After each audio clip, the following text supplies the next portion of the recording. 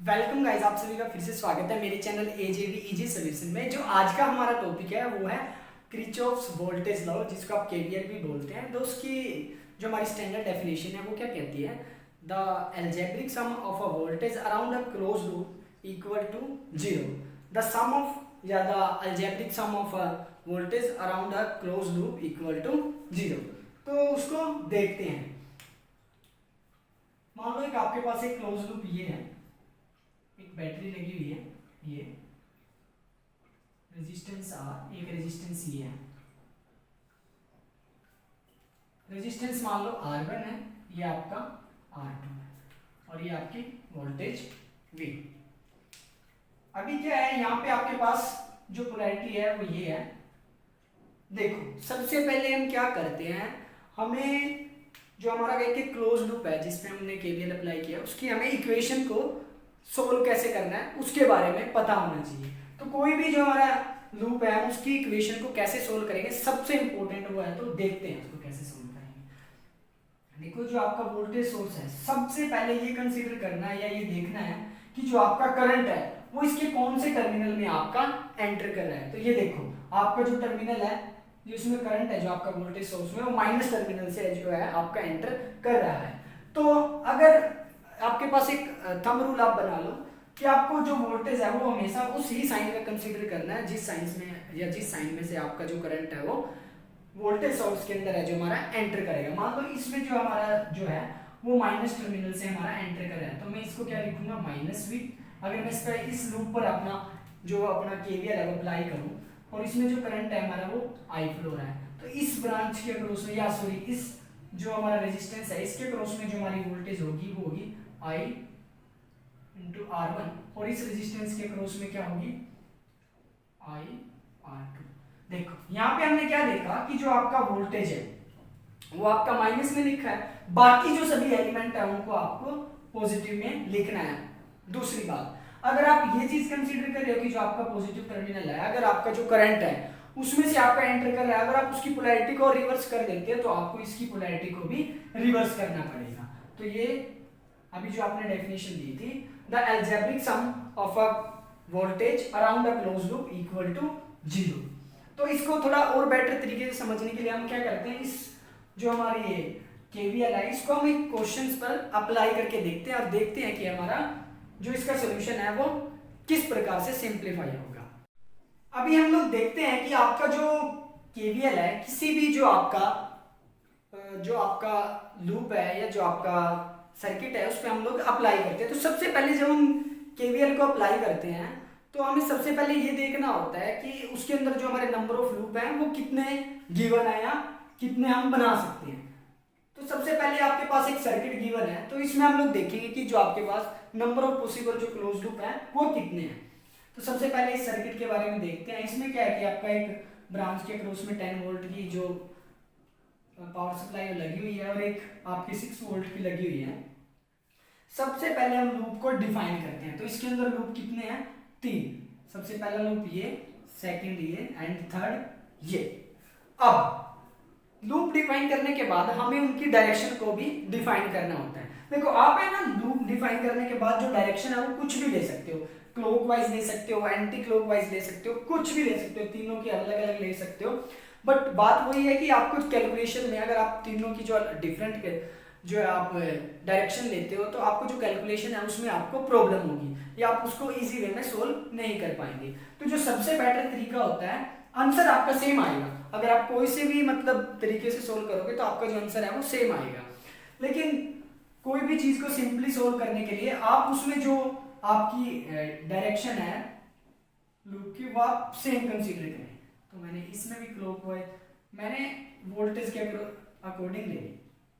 वैसे तो अगर मैं इसमें देखूं तो जो हमारा वोल्टेज के अकॉर्डिंग है वो ऐसे बनती थी, लेकिन मैंने जो सभी की डायरेक्शन है वो क्लॉकवाइज ली है तो इसकी भी मैंने क्लॉकवाइज ले ली। तो जो आपका आंसर है वो सेम आएगा, चाहे आप करके देख लेना। तो अभी हम देखते हैं जो आपका पहला लूप है, इसमें जो आपका करंट है मान लो वो I1 फ्लो हो रहा है, इसमें जो आपका करंट है वो I2 फ्लो होगा और इसमें जो आपका करंट है वो I3 फ्लो होगा। सबसे जो काम की बात यहाँ पे है, जब हम लूप वन की एनालिसिस करेंगे तो जो आपका हाईएस्ट करंट होगा, हम ये कंसीडर करके चलेंगे कि जो आपका लूप वन का करंट है वो आपका सबसे हाईएस्ट करंट है। जब हम लूप टू को हम लोग कंसीडर करेंगे, उसकी एनालिसिस हम लोग करेंगे, तो तब हम लोग ये देखेंगे कि जो आपका I2 है वो मैक्सिमम है कंपेयर टू I1 और I3 के। जब हम लूप थ्री की बात करेंगे तो जो आपका I3 है वो हमेशा ही हम कंसीडर करके चलेंगे कि आपका लार्जर है compare to I1 and I2। तो सबसे पहले हम अप्लाई करते हैं जो हमारा KVL है एट लूप वन। तो apply KVL at loop one, loop one पर हम अप्लाई करते हैं। अब देखो इसकी जो इक्वेशन है उसको बड़े ध्यान से देखना है। इसमें जो आपका करंट है वो कौन से टर्मिनल से आपका एंटर कर रहा है, नेगेटिव टर्मिनल से। तो मैंने आपको एक बात बोली थी कि जिस टर्मिनल से भी आपका करंट जो है वोल्टेज सोर्स में एंटर करेगा, आपको वोल्टेज की पोलैरिटी वही लेनी है। तो ये आपका क्या हो जाएगा, -10।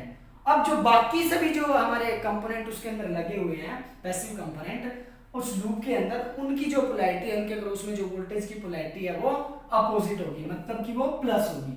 अगर मैं इसके क्रॉस में करंट निकालूं तो वो आपका हो जाएगा वोल्टेज निकालूं तो वो आपका हो जाएगा I1 इंटू में 2। तो ये आपका करंट इंटू में रेजिस्टेंस। ऐसे ही अब इस पॉइंट की हम लोग बात कर लेते हैं। सबसे इंपॉर्टेंट पॉइंट यही है, ये देखो जो आपका करंट है इसमें जो I1 करंट है वो कुछ ऐसे फ्लो हो रहा है। अब लेकिन मैं I2 की बात करूं, वो भी इस ब्रांच के क्रॉस में इस जो आपका ये 2 ओम का रेजिस्टेंस है, इसमें आपका जो I2 है वो भी फ्लो हो रहा है, लेकिन जो उसकी डायरेक्शन है वो अपोजिट है। जो उसकी डायरेक्शन है वो अपोजिट है। तो अभी हमने एक बात बोली थी कि जो आपका करंट है जिस लूप के हम एनालिसिस कर रहे होंगे वो हाईएस्ट होगा। तो हम यहाँ पे लिखेंगे I1 में से माइनस जो आपका इसकी अपोजिट डायरेक्शन है तो ये I2 होगा, और इनटू में रेजिस्टेंस कितना है 2 इक्वल टू 0। आपके पास अब जो इक्वेशन हो जाएगी वो आपके पास हो जाएगी 10 plus 2I1 plus 2I1 minus 2I2 equal to 0। अब यहां से जो आपकी फाइनल इक्वेशन आएगी वो आएगी 2I1 plus direct 4I1 minus 2I2 equal to 10। ये आपकी जो आई है ये आपकी फर्स्ट इक्वेशन है। अभी अगर जो हम KVL लूप 2 में अप्लाई करें तो आपका क्या आता है, अप्लाई KVL एट लूप 2। अभी देखते हैं, देखो इसमें कोई आपका वोल्टेज सोर्स तो है नहीं है, तो जो आप जितने भी आपके एलिमेंट है उनके क्रॉस में जो आप वोल्टेज है वो आप पॉजिटिव में लिख सकते हो, या जो उनकी पोलैरिटी है वो आपकी सेम ही रहेगी। तो इसमें अगर हम यहाँ पे देखें तो जो आपका करंट होगा इसमें I2 3I2 प्लस, अभी यहाँ पे देखने की बात है, यहाँ पे क्या है कि आपका जो I2 करंट है वो 1 ओम के रेजिस्टेंस में वो भी फ्लो हो रहा है, जो आपका I3 है वो भी आपका फ्लो हो रहा है। अगर हम इसमें देखें कि जो आपका करंट होगा वो ये होगा, मैंने आपको एक बात बोली थी, जिस भी ब्रांच का हम करंट निकालते हैं उस ब्रांच में उस लूप का जो करंट होता है वो हाईएस्ट होता है। तो यहाँ पे जो हाईएस्ट करंट होगा वो I2 होगा। अब जो I3 की डायरेक्शन है वो उसके अपोजिट है, तो वो हो जाएगा माइनस के, तो हम उसको लिखेंगे I2 माइनस में I3।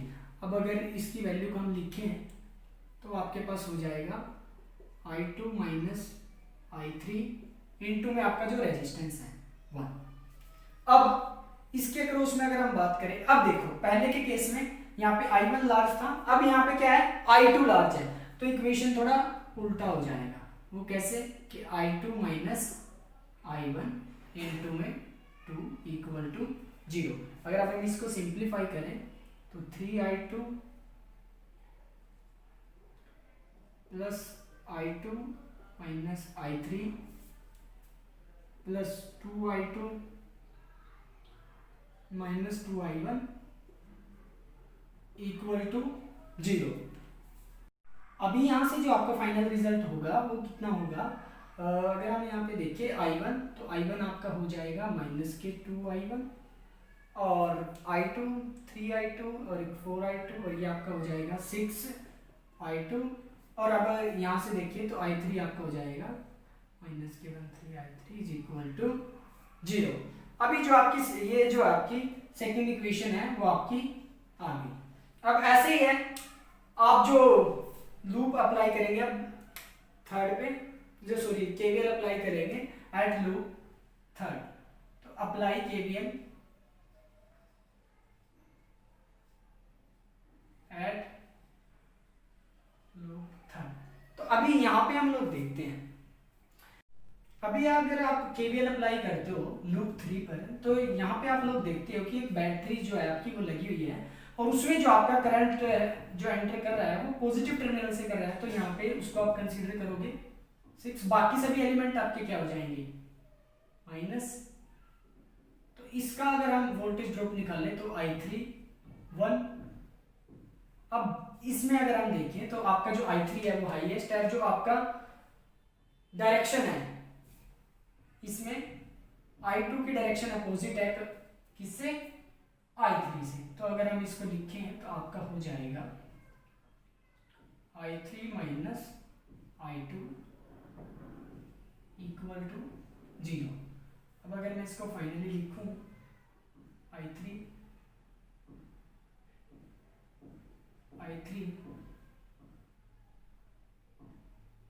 ये आपका हो जाएगा I2 equal to 0।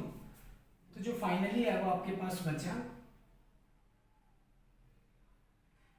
Minus 2I3 plus I2 equal to -6। अगर हम देखें तो यहाँ पे जो आपका आया -I2 plus 2I3 equal to 6। तो आपकी जो थर्ड इक्वेशन है वो ये है।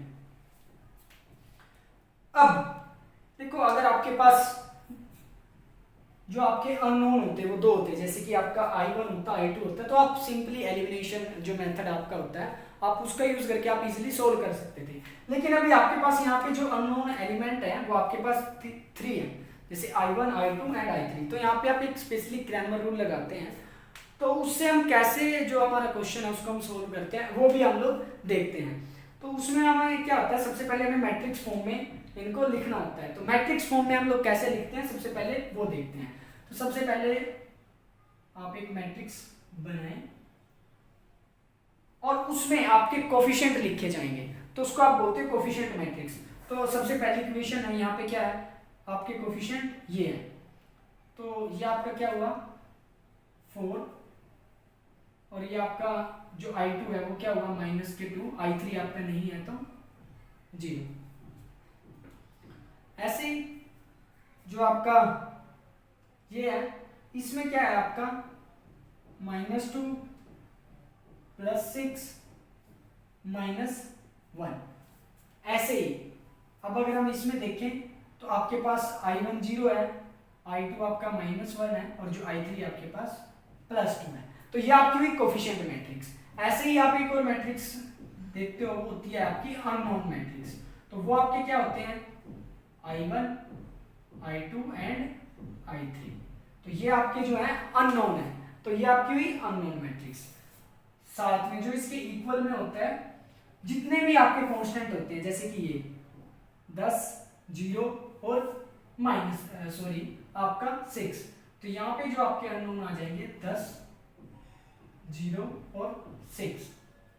अभी एक जो सबसे सिंपली बात है, अभी इसको हम सोल्व कैसे करेंगे। देखो आपका जो करंट है वो इस ब्रांच के क्रॉस में बताना था और यहाँ पे जो आपका करंट फ्लो रहा है वो क्या है I2, तो हम I2 को ही निकालेंगे। ऐसे आप कोई भी जो करंट है सेम फॉर्मूला से सेम मेथड से आप लोग निकाल सकते हो। तो अभी जो I2 निकालने के लिए आपके पास जो फॉर्मूला है वो होगा डेल्टा 2 बाय में डेल्टा। अभी जो आपका डेल्टा 2 है आप उसको कैसे लिखोगे, देखो जैसे ही ये जो आपकी मैट्रिक्स है कोफिशिएंट मैट्रिक्स है, इसमें आपको क्या करना पड़ेगा, इसको डिटरमिनेंट फॉर्म में लिखना पड़ेगा और जो इसका जो रो जो कॉलम 2 है उसका जो एलिमेंट है वो रिप्लेस हो जाएंगे आपके कांस्टेंट से। तो इसको आपको डिटरमिनेंट फॉर्म में लिखना है, तो वो आपका हो जाएगा 4 - 2 0, और ये रिप्लेस होने के बाद 10 0 6, और ये आपका हो जाएगा सेम 0 -1 और 2 बाय में जो आपका डेल्टा है, इसमें जो आपका ये मैट्रिक्स है इसको आपको डिटरमिनेंट फॉर्म में लिखना होगा। तो ये आपका हो जाएगा 4 2 0 -2 6 -1 0 -1 और 2। अब ये आपके पास दो डिटरमिनेंट है, आपको सिंपली इनको सोल्व करना है और डिवाइड करके आपका आंसर आ जाएगा।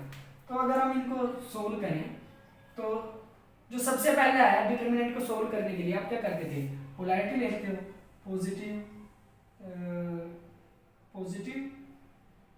पॉजिटिव और ये नेगेटिव। तो जो आप डिटरमिनेंट सोल्व करने का जनरल मेथड आप फॉलो करते हो वो करोगे। अगर आप इसको लिखो तो आपका जो डिटरमिनेंट सोल्व करने के बाद जो आपका आएगा 6, अगर मैं इसको बात करूं तो 10 के साथ जो आपका मल्टीप्लाई में -4, और ये आपका हो जाएगा 0। ऐसे ही अगर मैं इसका डिटरमिनेंट सोल्व करूं तो आपके पास हो जाएगा 4 12 -1 एंड 2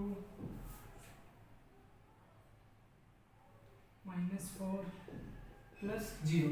अगर आप इसको ओवरऑल कैलकुलेट करते हो, आप सिंपली इसकी जो कैलकुलेशन है वो बची हुई है, अगर आप उसको कैलकुलेट करते हो जो आपके पास आफ्टर कैलकुलेशन में जो आपका फाइनल रिजल्ट आएगा वो आएगा 0.444 एम्पियर। तो सिंपली ये बेसिक आपका जो कैलकुलेशन का पार्ट है वो बचा हुआ है, आप इसको डिटरमिनेंट को सोल्व करोगे, जो आपका फाइनल रिजल्ट होगा del 2 बाय में del वो आपका होगा। तो आपने जो I2 निकाला है अभी, तो I2 आपका जो आया है इस ब्रांच के क्रॉस में वो आपका है 0.444 एम्पियर।